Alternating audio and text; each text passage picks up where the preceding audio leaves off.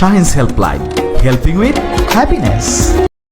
আসসালামু আলাইকুম, আপনাদের সবাইকে স্বাগত জানাচ্ছি আমাদের আজকের এই পর্বে। আমরা আজকে এই যে বিষয়টি নিয়ে আলোচনা করব, এটি খুবই কমন এবং বহুল পরিচিত এবং বহুল ভাবে আমাদের কাছে এই প্রশ্নটি আসে। সেটি হচ্ছে যে একটি লিমিটেড কোম্পানি করতে আসলে কত টাকা খরচ হয় বা কত টাকা লাগে। এই প্রশ্নটি সবসময় আমরা সম্মুখীন হই প্রশ্নটির, এবং আমরা উত্তরও দিয়ে থাকি।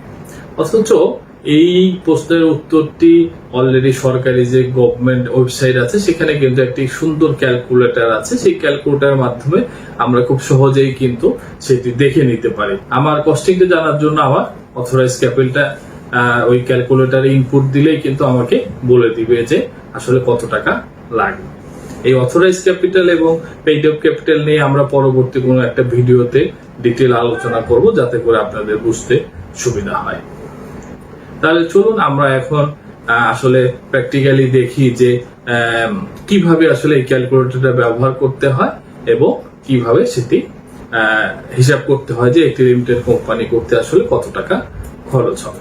আমরা প্রথমে গুগলে গিয়ে যদি আমরা আর যে এসসি লিখে সার্চ দেই, তাহলে দেখবেন যে একটি ওয়েবসাইট চলে আসবে, যেটিকে আমরা যৌথ মূলধনী কোম্পানি বা কোম্পানি ও ফার্মসের পরিদপ্তর, অথবা আমরা বেশিরভাগ লোক যাকে আরজেসি নামে চিনি, অর্থাৎ office of the registrar of joint stock companies and firms, এইটারই আর যে এসসি নামে আমরা এই কোম্পানিটাকে বা অথরিটিটাকে চিনে থাকি, যেখান থেকে প্রাইভেট লিমিটেড কোম্পানি বা অন্যান্য লিমিটেড কোম্পানি এবং অন্যান্য কোম্পানিগুলো রেজিস্ট্রেশন করা হয়ে থাকে।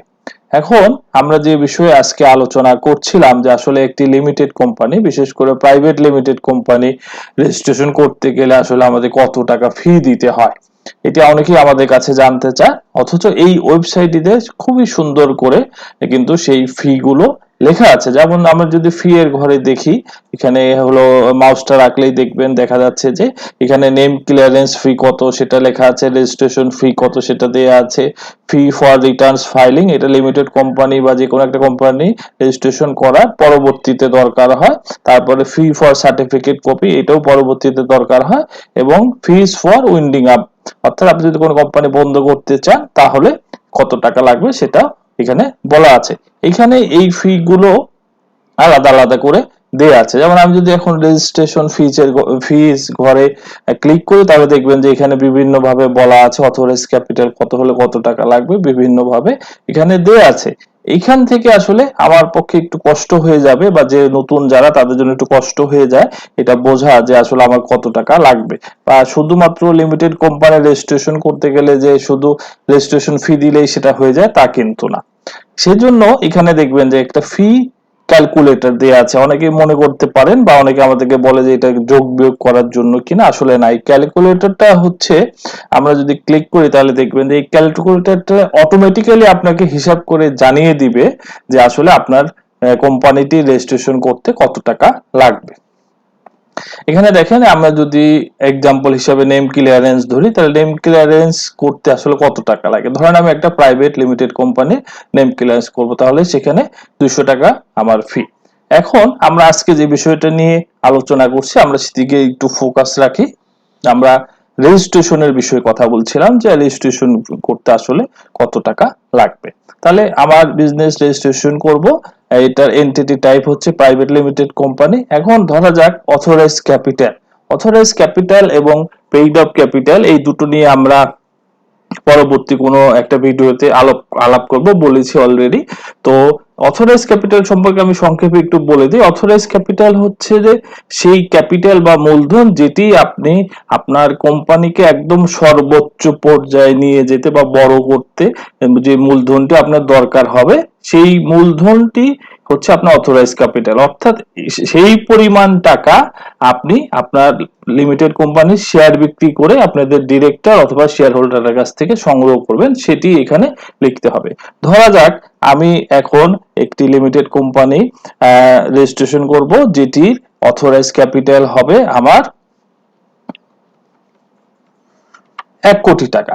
তাহলে 1 কোটি টাকা দিয়ে অথরাইজ ক্যাপিটাল দিয়ে যদি আমি এখানে ক্লিক করি তাহলে দেখবেন যে এখানে কিন্তু আমাকে দেখাচ্ছে যে আমার কত টাকা লাগবে। এখানে 4টি খাতে আমাকে সরকারি এই কোষাগারে টাকা জমা দিতে, তার মধ্যে আছে রেজিস্ট্রেশন ফি, যেটা আমরা অলরেডি আগেও দেখেছিলাম। রেজিস্ট্রেশন ফাইলিং ফি লাগবে আমার, তারপরে স্ট্যাম্পের জন্য আমার টাকা লাগবে, এবং সার্টিফিকেট পাওয়ার জন্য, অর্থাৎ রেজিস্ট্রেশন হয়ে যাওয়ার পরে গভর্নমেন্ট আমাকে যে কাগজপত্রগুলো দেবে সেইগুলোর জন্য আমার এই টাকাটা লাগবে। এখন এইটাকে যদি আমি যোগ করি, আমরা একটা ক্যালকুলেটর বের করি, তাহলে আমাদের জন্য সুবিধা হবে। যোগ করি তাহলে আমরা মোটামুটি একটা ধারণা পেয়ে যাব যে কত টাকা আমাকে জমা দিতে হবে। তাহলে প্রথমেই আমাকে রেজিস্ট্রেশন ফি দিতে হবে 6,000 টাকা, তারপরে রেজিস্ট্রেশন ফাইলিং ফি দিতে হবে হচ্ছে আমাকে 1200 টাকা, তারপরে আমাকে স্ট্যাম্প বাবদ দিতে হবে হচ্ছে 9,150 টাকা, এবং আমাকে সার্টিফিকেট কপি নেওয়ার জন্য, ডিজিটাল সার্টিফিকেট কপি নেওয়ার জন্য আমাকে দিতে হবে 1220 টাকা। এই হচ্ছে আমার টোটাল 17,570 টাকা দিতে হবে সরকারকে। এখন একটা বিষয় আছে এখানে, শুধুমাত্র এই 17,570 টাকা দিলেই কি আমার কোম্পানিটির রেজিস্ট্রেশন হয়ে যাবে? না, এখানে আরেকটা বিষয় আছে যে সরকারি যে কোনো রেজিস্ট্রেশন বা সেবা নিতে গেলে, বিশেষ করে রেজিস্ট্রেশন সংক্রান্ত সেবা নিতে গেলে সেখানে ভ্যাট দিতে হয়, সেখানে আমাকে 15% ভ্যাট দিতে হবে। এক্ষেত্রেও আপনাকে 15% ভ্যাট দিতে হবে। তাহলে ভ্যাটটা কি আমি আসলে এই 17,570 টাকার উপরেই দিব? না, এক্ষেত্রে নিয়ম হচ্ছে যে আমার 1, 2 এবং 4 নাম্বার এই যে টাকাটা আছে, এই তিনটি যোগ করে যে টাকাটা হবে সেটির উপরে আমাকে 15% ভ্যাট দিতে হবে। তাহলে আমি যদি এখান থেকে এই 17,570 থেকে আমি 3 নাম্বার ঘরের 9,150 টাকা বাদ দিয়ে দেই, তাহলে আমার 8,420 টাকা এই টাকার উপরে আমাকে 15% ভ্যাট দিতে হবে। তাহলে কত টাকা আসে 15% ভ্যাট দিতে গেলে? আমরা দেখতে পাচ্ছি যে 1263 টাকা আসে। তাহলে এই ভ্যাটের সাথে এই ভ্যাট প্লাস আবার একটু যোগ করে দিই আমি, 6,000 টাকা প্লাস 1200 টাকা, সেই সাথে 9,150 টাকা, সেই সাথে 1220 টাকা। তাহলে আমার একটি 1 কোটি টাকা অথরাইজ ক্যাপিটালের একটি প্রাইভেট লিমিটেড কোম্পানি রেজিস্ট্রেশন করার জন্য সরকারি কোষাগারে 18,833 টাকা জমা দিতে হবে। এখন ধরা যাক আমার এই অথরাইজ ক্যাপিটালটা 1 কোটি না হয়ে যদি 5 কোটি টাকা হয়, তাহলে কি হবে?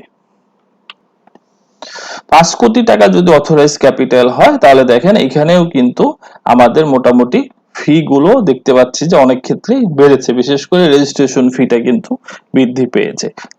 আমরা যদি এখন তাহলে এই 5 কোটি টাকার যে হচ্ছে ফিটা আছে সেটা যদি যোগ করি, তাহলে দেখতে পাবো যে কত টাকা আসে। এখানে আমরা দেখতে পাচ্ছি যে রেজিস্ট্রেশন ফিটা বৃদ্ধি পেয়েছে, এবার হয়েছে 38,000 টাকা। সেই সাথে আমাকে রেজিস্ট্রেশন ফাইলিং ফি আগে যা ছিল তাই 1200 টাকা, এবং স্ট্যাম্পের খরচ আগে যা ছিল এখনো তাই আছে 9,150 টাকা, এবং সার্টিফিকেট বাবদ যেই আগে 1220 টাকা নেওয়ার কথা ছিল, এবারও সেই 1220 টাকা আমাকে দিতে হবে। তাহলে এখানে আমার 5 কোটি টাকা যদি অথরাইজ ক্যাপিটাল হয়, তাহলে কিন্তু আমার টোটাল লাগবে হচ্ছে 49,570 টাকা। এবং আগের নিয়ম অনুযায়ী যদি আমি এই ভ্যাট দিতে যাই, তাহলে আমার এই 3 নাম্বার ঘরে যে স্ট্যাম্পের যে খরচ 9,150 টাকা, সেটি যদি বাদ দেই, তাহলে আমাকে 40,420 টাকার উপরে ভ্যাট দিতে হবে, 15% ভ্যাট দিতে হবে। তাহলে সেটা কত টাকা আসবে? সেটা আসবে আমার হচ্ছে 6,063 টাকা। তাহলে 6,063 টাকার সাথে আমি আবার যদি মূল খরচগুলো যোগ করে দেই, তাহলে আমরা মোটামুটি পেয়ে যাব যে আমার একটি 5 কোটি টাকার অথরাইজ ক্যাপিটালের কোম্পানির রেজিস্ট্রেশন করতে কত টাকা লাগবে, এবং শেষে 1220 টাকা। তার মানে আমার 55,633 টাকা আমার সরকারি কোষাগারে জমা দিতে হবে যদি আমার অথরাইজ ক্যাপিটাল হয় 5 কোটি টাকা। এখন আমি একটা খুবই কমন এবং যারা নতুন তারা আমাদের কাছে এই বিষয়ে বেশিরভাগ প্রশ্ন করে থাকে, সেই বিষয়ে একটা বলতেছি যে অনেকেই জানেন বা অনেকেই জানেন, শুনেছেন যে 10 লক্ষ টাকা পর্যন্ত যদি অথরাইজ ক্যাপিটাল হয় তাহলে সেই কোম্পানি রেজিস্ট্রেশন করার জন্য কোনো ফি দিতে হয় না। এটি একদমই সত্য কথা। তবে এখানে একটা বিষয় একটু খেয়াল করতে হবে, সেটি হচ্ছে যে আমরা বরঞ্চ দেখি বিষয়টা কি। দশক, শতক, হাজার, অযুত, লক্ষ, নিযুত। যদি আমার 10 লক্ষ টাকা হয় তাহলে কি হয়? দেখেন এখানে রেজিস্ট্রেশন ফি কিন্তু শূন্য, তার মানে 10 লক্ষ টাকা যদি অথরাইজ ক্যাপিটাল হয় তাহলে আপনাকে কোনো ফি দিতে হবে না, এই কথাটি সত্য। কিন্তু সেই সাথে এখানে আমরা দেখতে পাচ্ছি যে আমাকে আরো বিভিন্ন খাতে কিন্তু আমাকে টাকা জমা দিতে হবে। যেমন রেজিস্ট্রেশন ফাইলিং ফি বাবদ আমাকে 1200 টাকা জমা দিতে হবে, তারপরে স্ট্যাম্প বাবদ আমাকে 4150 টাকা জমা দিতে হবে, এবং সার্টিফিকেটের জন্য আমাকে 1220 টাকা জমা দিতে হবে। তাহলে আমাকে 6570 টাকা কিন্তু জমা দিতে হচ্ছে রেজিস্ট্রেশন ফি ছাড়াও। এর সাথে আবার আমার কিন্তু ভ্যাটের বিষয়টা আছে। তাহলে আমরা যদি ভ্যাট দিতে হয় আমাকে, তাহলে কত টাকা ভ্যাট দিতে হবে? আমরা 3 নাম্বার যে স্ট্যাম্পের উপরে ভ্যাট প্রযোজ্য না, তাহলে আমি যদি ভ্যাটের এই 4150 টাকা 4150 টাকা বাদ দেই তাহলে আমাকে 2420 টাকার উপরে ভ্যাট দিতে হবে। কত পার্সেন্ট ভ্যাট দিতে হবে? 15% ভ্যাট দিতে হবে। তাহলে আমি 15% যদি ভ্যাট দেই তাহলে আমাকে 363 টাকা জমা দিতে হবে।